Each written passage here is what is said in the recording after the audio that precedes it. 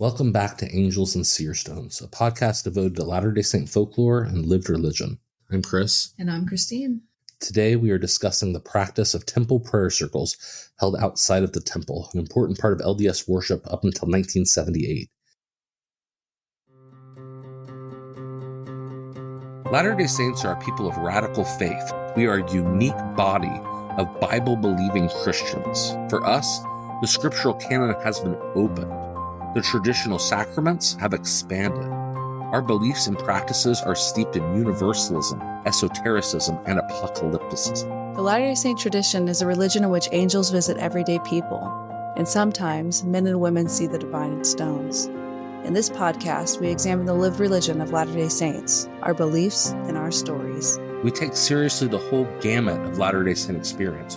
Join us, Christine and Chris Blythe, two professional folklorists and Latter-day Saint converts, as we openly discuss our faith while exploring the traditions of our chosen people.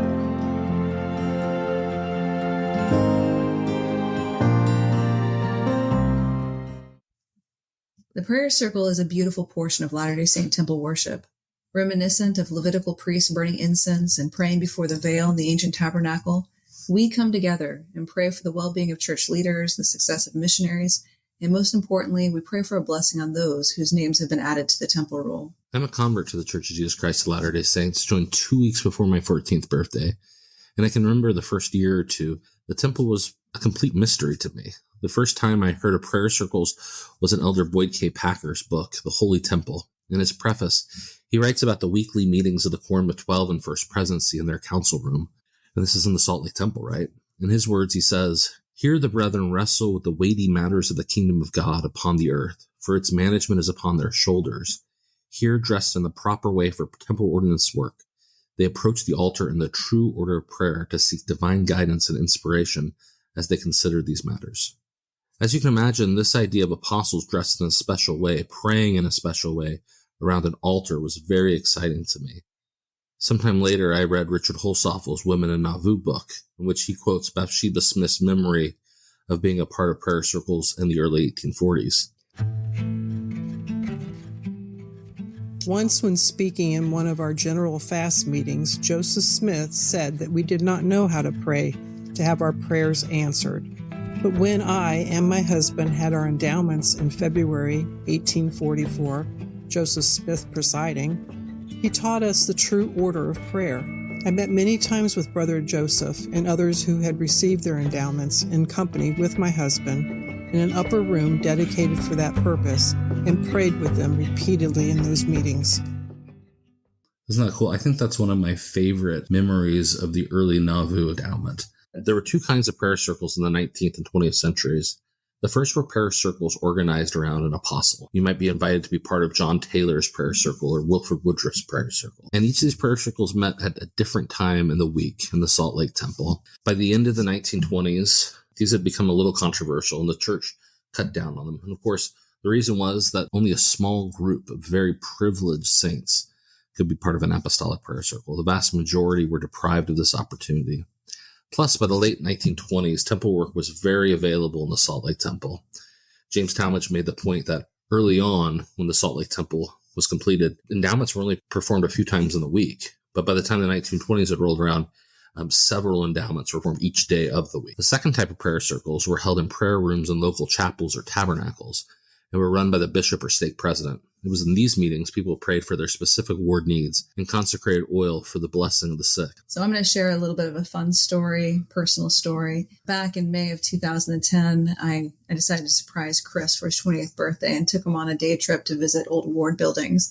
And I created a list of ward houses that historically had a dedicated room. It was typically in the upper portion of the building for prayer circles. I was a bit silly. I put together a tiny suitcase with a notebook and a compass, a set of walkie-talkies, a pocket knife. I think there was a slinky in there, and a map with our goal destinations. And we traveled from Logan to Salt Lake and from Salt Lake through Provo and over to Manti. And a lot of these buildings we visited at the time were still operating ward houses. At least one in Provo was a private school building. And it was a really memorable experience. On a separate occasion, we visited the Clarkston Ward House. It was just north of Logan, where the photographs of generation of prayer circle participants hung on the walls just outside the chapel. We didn't get into the room, but a woman practicing the organ in the chapel guessed what we were looking for, and she was kind enough to walk us over and point out where these prayer circles were once held. That Clarkston Chapel is incredible. I remember those rosters. Really neat to see that. So in Clarkston, this is part of a living memory nearly 50 years later. That was awesome. The next summer, Christine and I were working in Nauvoo for Community of Christ Joseph Smith Historic Site, and the manager of the Willard Richards Inn, now a very good friend, allowed us to stay the night in the room that they believed was used for holding the Nauvoo prayer circle in the 1840s. And that was an awesome experience. It sure was. Sadly, we were never able to visit a prayer circle room still set up as it was at the time the prayer circles were occurring. But there is this wonderful discussion of one young girl's visit to a prayer room in Rodello Hunter's memoir. The memoir is entitled A Daughter of Zion. And Rodello grew up with her grandfather, who went to the circle meetings on Fast Sunday once a month. She desperately wanted to know what was going on in these secretive meetings. So when her friend was going to the chapel with the keys to the various rooms, she had keys. She could get into any of the rooms throughout the chapel. She was excited to accompany her. And this is what she wrote about that experience. Very small and disappointingly square, it still had to be the circle room. There was a low, velvet-covered pulpit pushed against one wall. I knew without being told that one was meant to kneel before such a low pulpit. There was nothing else in the room except some cupboards which held old songbooks and dusty ledgers and a wash basin. There were no chairs, only low built-in benches that went around three sides of the room. It could not have seated more than 10 or 12 people. The walls, benches, and cupboards were painted a very pale gray. There was a light bulb dangling from a wire in the ceiling, and the long slit of window was curtained in plain gray percale. I was certain this was the circle room, but it gave little clue of its function. What I love about this memoir is it shows us how prayer circles functioned before the church had built so many temples. Instead of referring to her grandfather's robes as temple clothes, she even calls them circle clothes. Prayer circles were the essential way many Latter-day Saints in the 19th century experienced the temple. So what were these meetings like? Merrill Melvin Martin was a member of Provo Third Ward Prayer Circle in the 1960s. He was interviewed as a part of the Provo North Stake Oral History Project in 1974, and this is what he said. That was a tremendous experience, a thrilling experience every Sunday morning that I'll never forget. We had a room on the second floor of the old Third Ward that was set apart and dedicated for that prayer circle room and was never used other than that half hour on Sunday morning. We'd meet upstairs in the adjoining room that was called the Elders' Room.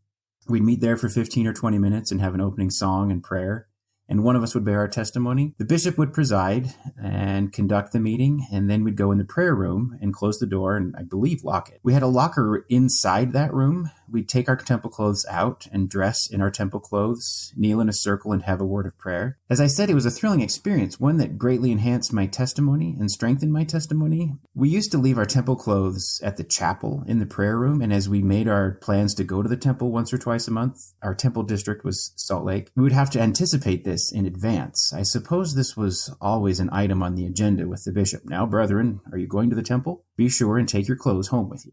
In 1978, the First Presidency sent out a letter to stake presidents and bishops announcing an end to the prayer circles outside of those held as a part of the endowment ceremony. Spencer W. Kimball explained the decision based on an, quote, increasing number of requests for such prayer circles viewed in light of the rapid growth of the church, and that many of these circles were being held in the temple on Sundays and, quote, taking participants away from their families and other church responsibilities. He acknowledged the value of these prayer circles in developing spirituality, commitment, and unity, and recommended that stake leaders attend the temple together and participate in the prayer circles there. This is really important because it shows that the prayer circle had become largely associated with leadership. Right, and it's just as important to remember that prayer circles continued among general authorities, including weekly prayer circles for members of the First Presidency and the Quorum of the 12. I think one of the most important aspects of these prayer circles was that they brought temple worship to people far away from the temple. When prayer rooms were built in 19th century Arizona, they often served both as a place to hold a prayer circle, but also to perform sealings until a couple could travel to a temple to have the ordinance redone. I think President Hinckley's revelation of many temples is very similar to the idea of building prayer rooms and remote chapels. Because we want to cover the experience of members of other restoration churches, and we'll do this throughout the podcast, We should acknowledge that the prayer circles were practiced in other communities. An anonymous book called Further Light and Knowledge, circulating among some Latter-day Saints in the 1990s, advocated for people to pray in this manner on their own.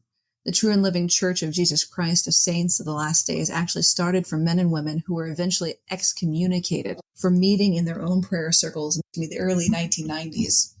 Right, and it was also at this time that the Apostolic United Brethren began to organize their own prayer circle meetings. Right.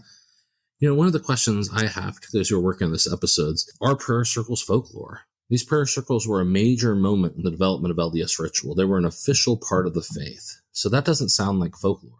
But the local traditions involved in prayer circles, where they were performed, who should participate, a ward specifically building a room. Remember, early chapels are vernacular architecture. They are built from the community, and they are designing this space. People keep their clothes in the locker at the chapel. All of this is a major part of lived, or what folklore is called, vernacular religion.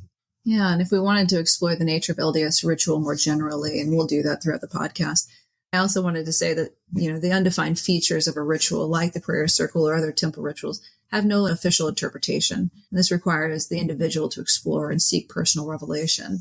These personal interpretations, and of course the end result of that exercise in meaning-making, is an interesting example of vernacular folk religion as well. That is, that the beliefs about what is unfolding in a prayer circle cannot be confined within the limits of official discourse. For Chris and I, and others interested in the history of prayer circles, there's also something about the folkloric nature of mystery and esotericism in and of itself that drives us to imaginatively reconstruct the sacred and unreachable past. Certainly our legend trip or pilgrimage to these sites was deeply rooted in folklore. The same is true of Rodello Hunter's curiosity surrounding the secretive world of the circle. This next week on Tuesday, we'll be talking about visions of unborn spirits to their parents. Sometimes we call it pre-birth experiences. And on Thursday, we'll be discussing contemporary legends about Ted Bundy seeking his victims among Latter-day Saints, including BYU students. Thanks again, and we'll see you next week. See you then.